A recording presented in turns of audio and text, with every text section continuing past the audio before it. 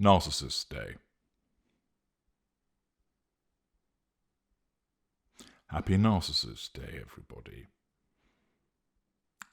As at the date of first release of this video, it's the 14th of February, Valentine's Day. But a better title for this day would be Narcissist Day, for it provides us with multiple opportunities for us to assert control, to draw fuel, to take those character traits and obtain residual benefits. Yes, it's a frenzy of a day for us to achieve the prime aims. This day is a fabrication, just like our love. It's an opportunity for people to feel compelled to express their love towards somebody else through deluging them with cheap tat or expensive nonsense. This might occur by getting a giant card for somebody saying, "To my wonderful girlfriend on Valentine's Day." Of course, the idea behind a Valentine is not to let the person receiving it know who it's from. But of course, that would be pointless. Because where would the fuel go? This is a day which is not only created by our kind, but is heavily utilized by our kind. Legions of unaware narcissists utilize this as a day to gain the prime aims. The aware ones will do so also, but probably in far more subtle methods. On this day, if you are the individual who is in the golden period of being the intimate partner primary source, then you will be very well treated. You can expect to be woken with breakfast in bed, to have somebody looking after you all day, providing you with gifts, compliments, sex, arranging perhaps for a day at a spa for you, taking you out for lunch, festooning the house with roses, balloons, fragrance, a variety of gifts provided to you. You are showered with the narcissistic representation of love, whether it is through verse, poetry, watching a romantic film together, going for a long walk through the snow, or through a chilly morn, or, dependent on where you are in the world, perhaps a stroll along a sun-scorched beach. You might be taken away for the day, embarking on a long trip as part of that treat for Valentine's. You'll be given great food, told how much we love you, how our world is so much better for your arrival, for the fact that we have found our soulmate, our forever companion. Of course, all of these declarations are made by lesser and mid-range narcissists, unaware of what they are, and they believe that they do love you, save that they are incapable of such because they are narcissists. But all of the dressing, all of the glitter, all of the shiny stuff is just that. It's window dressing. There is no empathic love for you, as you will find out, because devaluation will occur to you, and then you will realize that everything that you were shown mattered not. The gold was actually rust that had been spray painted. Those flowers were plastic, and the chocolate was stale. The trip was cancelled, or was bucked using misappropriated monies. It was all a charade, a con, a fabrication, part of the fakery, but it felt wonderful to you at the time, and Valentine's Day provides our kind with the opportunity when you are in the golden period as the intimate partner primary source to maximize the supposed romance of this day, to control you further, to drink deep of that highly potent fuel, and to receive character traits and residual benefits.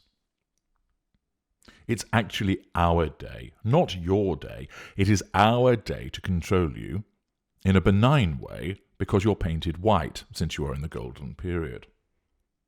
If you are an intimate partner secondary source, you may well receive gifts, compliments, a snatched hour or two, or even an evening, dependent upon the ability of the individual narcissist that is courting you to be able to give you that time. It may be tinged with disappointment that you're not in a proper relationship with the individual, but you still receive the golden treatment, the narcissist able to carve out part of the day for you to make you feel special. You receive the card, the gifts, the long telephone call, perhaps spending time together, taken off the shelf, and Valentine's Day utilized for the purposes of leveraging you again to control you, gain fuel from you, and so forth. For some of you, as the intimate partner secondary source, it is a day that is tinged with regret, with longing, lamenting. The narcissist provides you with the excuses that I am unable to see you. I have to be with the wife this weekend. Or, work has taken me away. I'll call you later on. I'm sorry that I can't be with you today.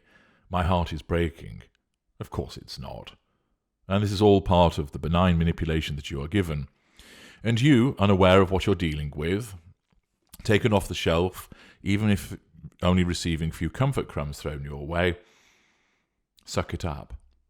How you'd prefer to be able to spend a romantic evening together, to enable you to embrace the romance that is ordinarily shown to you. But you can't, because you are a shelf appliance, and you sit on that shelf, the narcissist, unable, because you are not part of the plans, to take you off that shelf. At best, you might get half an hour on the telephone, and the narcissist's attention is elsewhere. You do not matter sufficiently to be made the intimate partner primary source, not yet at least, or perhaps even ever. And instead, you sit there, on the sideline, largely overlooked, sometimes completely overlooked, wishing that you were going to the restaurant. And as you walk home, you see the couples going out together, and it drives home the fact that you are with the narcissist, yet again, you are not. And even though you're not being treated badly, you're not being called bad names, you're not being struck, or having your money taken, you're an afterthought. You're on the outside. You are second best. You might be second best to another intimate partner secondary source who has been chosen by the narcissist if he or she is juggling a few. Or it might be that the intimate partner primary source is enjoying a respite period, which means that you sit on that shelf, and instead of gathering kisses, you're gathering dust. Either way, Valentine's is there for the benefit of the narcissist and not for your benefit. And then, of course, there comes those of you who are in the sustained devaluation. There are no gifts. There is no card. You are forgotten about because you don't matter, not in the way that you would want to matter to the narcissist.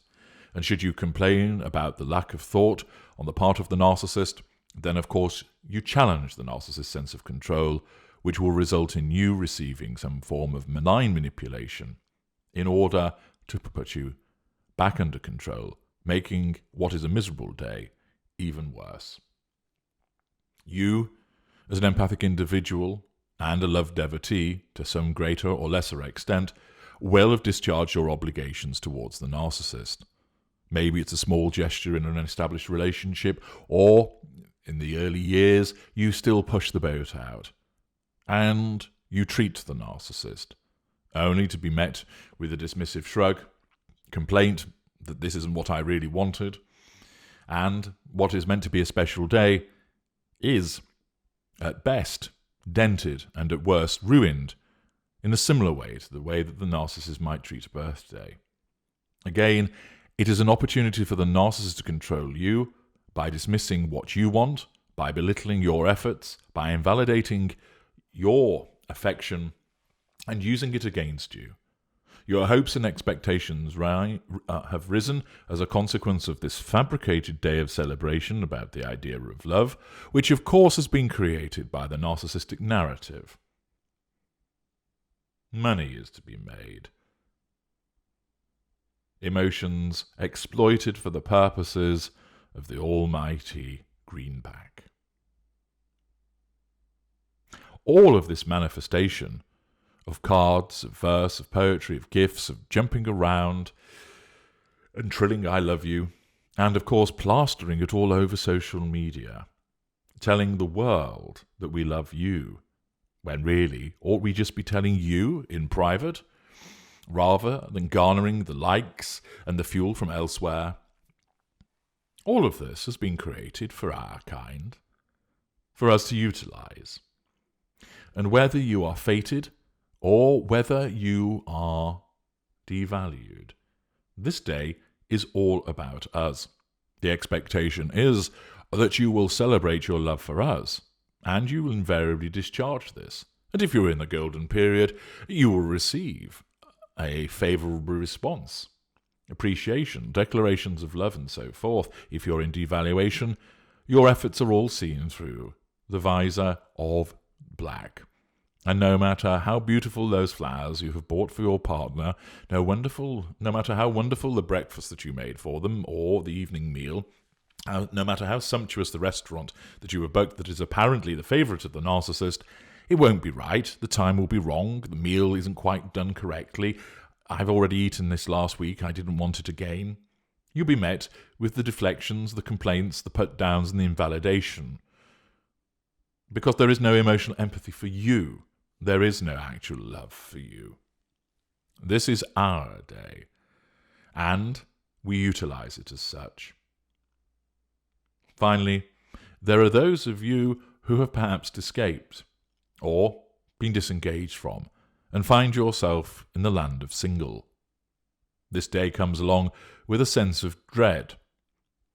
You are with nobody, and you see all around the couples apparently enjoying themselves, wrapped up in love together. Your emotional thinking is spiked by the reminder of the good times on this day, when you were with the narcissist, and also the reminders of when it was an awful and unpleasant day. The emotional thinking rises to cause you to miss the narcissist, even though logically you ought not to, and you should be thanking your own personal God that you are not now with that narcissist, but somehow, as that emotional thinking rises and causes you to lament your single status, to feel lonely because the world seems to be in love and you are not, this adds to your pain and creates a risk for you that you might actually be susceptible to a Hoover, or that you might end up reaching out to the narcissist yourself and being drawn back in some way.